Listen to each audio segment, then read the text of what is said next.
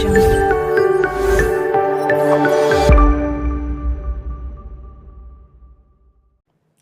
ఒక ట్యాంకుకి 23 పైపులు అమర్చారు. అందులో కొన్ని నింపేవి, మరికొన్ని ఖాళీ చేసేవి. ఒక్కొక్క నింపే పైపు ట్యాంకర్ 24 గంటలు నింపుతాయి. ఒక్కొక్క ఖాళీ చేసే పైపు ఆ ట్యాంక్ 40 గంటలు ఖాళీ చేస్తాయి. అన్ని పైపులు తెరిచి ఉంచిన ఆ ట్యాంక్ 40 గంటల్లో నిండుతుంది. అయినా అందులో ఖాళీ చేసే పైపుల సంఖ్య ఎంత? అది ఎన్ని పైపులు ఉన్నాయో మొత్తం అన్నీ కలిసి ఎన్ని పైపులను చెప్పాడు. టోటల్గా పైపుల సంఖ్య ఎంత అంటే కనుక 23 పైపులు ఉన్నాయి. అందులో కొన్నేమో ఖాళీ చేసేవి, కొన్నేమో నింపేవి అని చెప్పాడు. ఒక్కొక్క దాని యొక్క కెపాసిటీ చెప్తున్నప్పుడు నింపే పైప్ ఏదైతే ఉందో అది 24 గంటల్లో నింపుతుందని చెప్పాడు. ఒక ట్యాంక్ నింపడానికి ఒక నింపే పైపుని కనుక మనం ఒక పైపునే వాడితే కనుక 24 గంటలు నిండుతుంది అని చెప్పాడు. అంటే ఫిల్ చేసేది ఏదైతే ఉందో సింగిల్గా యూజ్ చేస్తే 24 గంటలు పడుతుందని చెప్పాడు. అలాగే ఖాళీ చేసే ఒక్కదాన్ని తీసుకుంటే కనుక అంటే ట్యాంక్ నిండా నీళ్ళు వేసేసి ఒక పైపు ద్వారా కనుక నీళ్లు లాగేస్తే ఆ ఎంటీ చేసే పైప్ ఏదైతే ఉందో మనకి అది దానికి 40 గంటల్లో ఖాళీ చేస్తుందని చెప్పాడు. అది ఎప్పుడైతే మనకి ఇలా విడివిడిగా ఇచ్చాడో ఇమీడియట్గా ఏం చేయమన్నాం, కసాగు కట్టండి అని చెప్తున్నాం. కసాగు కనుక కడితే క్లియర్గా 24కి 40కి కసా కట్టండి. 24కి 40కి కసా కడితే కనుక క్లియర్గా మనకి 240 అని చెప్పొచ్చు, 120 చెప్పొచ్చు. 120 కసాగా అవుతుంది. ఎందుకంటే కనుక 24 5లు 120, 43 120 అంటే ఒక్కొక్క పైపు ఫిల్ చేసేది 5 బకెట్ల చొప్పున వేస్తుంది అని అర్థం. ఒక్కొక్క పైపు ఫిల్ చేసే పైప్ ఏదైతే ఉందో 5 బకెట్ల చొప్పున వేస్తుంది. అలాగే ఖాళీ చేసే పైప్ ఏదైతే ఉందో అది 3 బకెట్ల చొప్పున ఖాళీ చేస్తుందని చెప్పడం. ఇలా రెండో కలిసి కనుక ఒకేసారిగా తెరిస్తే అన్ని పైపులని చెప్పాడు. ఇక్కడ 2 పైపుల గురించే మాట్లాడుతున్నాం. కానీ వాడు 23 పైపులు తెరిస్తే కనుక 23 పైపులు తెరిచిన తర్వాత ఆ ట్యాంకు 40 గంటల్లో నిండుతుంది అని చెప్పాడు. అంటే నింపే పైపుల యొక్క కెపాసిటీ ఎక్కువగా ఉంది. 40 గంటల్లో నిండుతుంది అంటే కనుక ఇక్కడ 40 గంటలు రావాలి సమాధానం. దీనిని ఏ నెంబర్తో భాగిస్తే 40 వస్తుంది. 40 గంటల్లో నింపుతుందని చెప్పాడు కాబట్టి ఈ 120 బకెట్లు నింపడానికి 40 గంటలు పడుతుంది అంటే కనుక గంటకి 3 బకెట్ల చొప్పున పడాలి. గంటకి 3 బకెట్ల చొప్పున పడుతూ ఉంటే అప్పుడు మనకి 120 బకెట్లు నిండడానికి 40 గంటలు పడుతుంది. మరి ఇక్కడ 3 బకెట్లు రావాలంటే కనుక అప్పుడు ఫిల్ చేసేవి ఎన్ని పైపులు, ఎంటీ ఎన్ని పైపులను చూసుకోవాలి.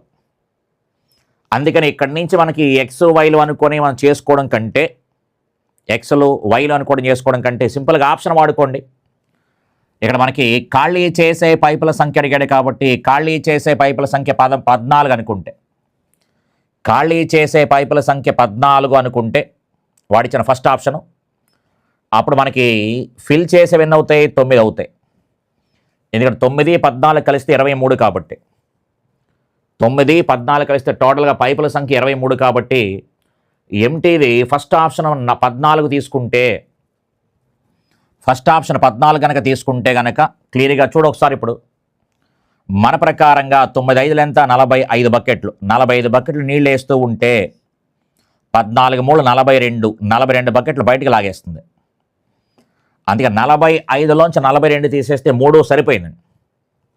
45లోంచి 42 తీసేస్తే 3 సరిపోయింది. కాబట్టి క్లియర్గా మనకి సమాధానం ఎంత అంటే కనుక మనకి ఫస్ట్ ఆప్షన్ ద్వారా తెగిపోయింది. కాబట్టి హ్యాపీగా మనకి ఖాళీ చేసే పైపుల సంఖ్య ఎంత అంటే 14 అని చెప్పచ్చు. ఇన్ కేస్ అది అవ్వలేదు అనుకోండి, నెక్స్ట్ 13 తీసుకుంటాం. ఇక్కడ 13 అనగానే ఇక్కడ 10 అంటాం. అక్కడ మనకి 10 పైపులు అంటే 10 5లు 50 అని రాసుకుంటాం, 10 3 30 అని రాసుకుంటాం. 50లోంచి 30 తీసేస్తే 20 అని వస్తుంది. 3 బకెట్లు రావడం లేదు. అలా మనం ఉన్న ఆప్షన్ వాడుకోగలిగితే కనుక చాలా స్పీడ్గా సమాధానం చెప్పుకోవచ్చు అనమాట. ఓకే, నెక్స్ట్ మరొక ప్రశ్న. కొంత వడ్డీ రేటు చొప్పున 4 సంవత్సరాల కాలంలో 8,800 అనేది 12,000 రూపాయలు మొత్తంగా అయింది. 4 సంవత్సరాల కాలంలో ఇది అసలుకి సంబంధించింది, ఇది మొత్తం కాబట్టి 4 సంవత్సరాల్లో ఎంత వడ్డీ అవుతుంది? అయితే వడ్డీ రేటు 3% పెంచినా 7 సంవత్సరాలకి చివర అయ్యే మొత్తం ఎంత అడిగాడు. ఇందులో మనకి 4 సంవత్సరాలకి 3% పెంచిన 4 సంవత్సరాలకి సంబంధించిన మొత్తం ఎంత అని అడుగుంటే కనుక ఒక రకంగా చేద్దాం. ఇక్కడ దీంట్లో 2 పాయింట్లు కనిపిస్తున్నాయి. 3% వడ్డీ రేటు పెంచాడు కాబట్టి ఇక్కడ దీనికి సంబంధించిన వడ్డీ పెరుగుతుంది, 21% వడ్డీ పెరుగుతుంది. అలా ఇక్కడ మనకు కనిపించే వడ్డీ ఏంటి అంటే కనుక మనకి 4 సంవత్సరాలకి సంబంధించిన వడ్డీ వస్తుంది. అందుకని 4 సంవత్సరాలకి సంబంధించిన వడ్డీ 4 సంవత్సరాలకి సంబంధించిన వడ్డీ ఎంత అంటే కనుక 4 సంవత్సరాలకి సంబంధించిన వడ్డీ ఎంత అంటే 8,800 అప్పిస్తే 12,000 మొత్తం అయింది అన్నాడు కాబట్టి 3,200 అని చెప్పచ్చు. 12,000లోంచి 8,800 తీసేస్తే కనుక 3,200 వడ్డీ అవుతుంది. అదే 7 సంవత్సరాలకి వడ్డీ ఎంత అని చూడండి ఒకసారి. అంటే వడ్డీ రేటు పెంచక ముందు చెప్తున్నాను.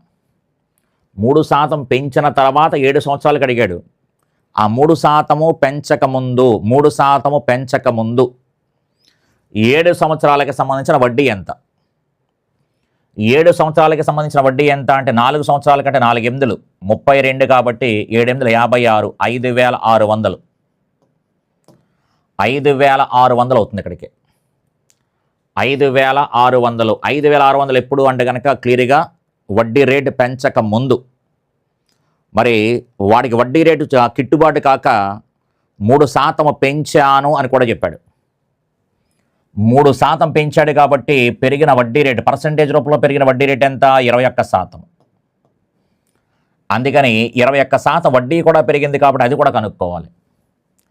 కాబట్టి అసలు అంటే కనుక 100% కాబట్టి 100% 8,800 అయితే పెరిగిన వడ్డీ 21% ఎంత అని. ఇది పెరిగిన వడ్డీ, ఇది పెరగక ముందు 7 సంవత్సరాలకి వడ్డీ, అది 7 సంవత్సరాల కాలంలో పెరిగినటువంటి వడ్డీ. అంటే ఏదైతే ఎడిషనల్గా పెంచాడో 3% పెంచాడు, 7 సంవత్సరాల పాటు పెంచాడు కాబట్టి 7 3 21% వడ్డీ పెరిగింది. చూడు ఒకసారి ఇప్పుడు కామన్గా ఉండే జీరోస్ తీసేస్తే 21 × 88 గుణించండి ఒకసారి. 8 21లో 168, దీన్ని 11తో గుణిస్తే కనుక 8 14 1 6 1 7 8 1 1848 అవుతుంది. 1848 అనేది మనకి పెరిగినటువంటి వడ్డీ. ఇప్పుడు 7 సంవత్సరాల కాలంలో వడ్డీ 5,600, పెరిగిన వడ్డీ వచ్చి 1848. ఆల్రెడీ అసలు ఎంత అంటే 8,800 మొత్తం అడిగాడు కాబట్టి మనం ఇచ్చిన అప్పు వచ్చి 8,800. 7 సంవత్సరాల కాలానికి సంబంధించిన వడ్డీ పెరగక ముందు 5,600, 3% పెంచడం ద్వారా వచ్చిన వడ్డీ 1848. ఇక్కడ సమాధానం ఎంత అంటే చివర 48 రావాలి, చివర 48 ఉండాలి. కాబట్టి ఆన్సర్ ఏంటి అంటే కనుక 16,248. 16,248 అవుతుందని చెక్ చేసుకోవడమే. అంటే పూర్తిగా చేయకుండా చివర 48 వచ్చింది కాబట్టి 48 వచ్చింది అక్కడే ఉంది, అక్కడితో చేసి ఆపేస్తాం. కనీసం మనకు 2-3 సెకండ్లు మిగిలినా హ్యాపీయే కదా. కాబట్టి పెరగక ముందు 7 సంవత్సరాలకి సంబంధించిన వడ్డీ ఎంత, ఆ 7 సంవత్సరాల కాలంలో 3% చొప్పున పెరిగినటువంటి వడ్డీ ఎంత.